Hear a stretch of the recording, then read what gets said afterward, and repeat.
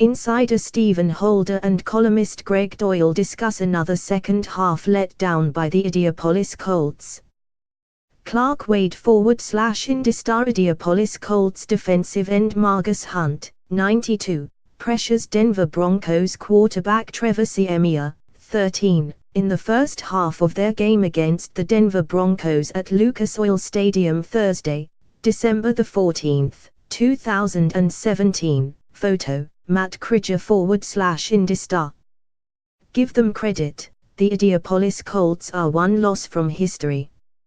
9 times this season they've taken a lead into halftime, a remarkable feat considering how bad this football team is. And 7 times they've blown it, lost that lead and lost the ball game. That's one blown lead away from tying the NFL record. In the interest of complete accuracy, the crumbling usually arrives in the final quarter. 5 times this year the Colts lost a fourth-quarter lead. A self-fulfilling prophecy, Coach Chuck Pagano called it earlier in the year. He's right, losing hasn't just been the Colts' calling card in 2017. It's how they've lost by fumbling and fading and falling apart down the stretch, week after miserable week.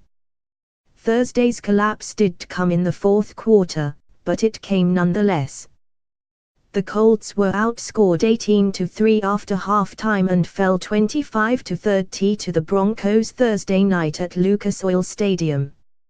A game that offered glimmers of hope early faded completely by the end, so scant were the fans left inside Lucas Oil Stadium it had the feel of a preseason game.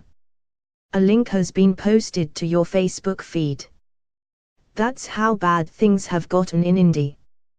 It's also the Colts' 5th blown double-digit lead this year and their 3rd at home. All told, they've been outscored 223-1 in the second half this season. The only difference was the spiffy new uniforms the Colts suffered their predictable fate in. Indy is now 0-1 in their blue-on-blue get-up, beaten soundly by a Denver team that slogged through an 8-game losing streak earlier this season but had no problem tossing the Colts around in the second half Thursday night. The Colts managed just 90 total yards of offense in the second half while the Colts' defense was carved up by the likes of Brock Osweiler. Osweiler, he of 3 teams in the past 12 months, is now a perfect 3-0 against the Colts. Might it time we start labeling him a Colts killer?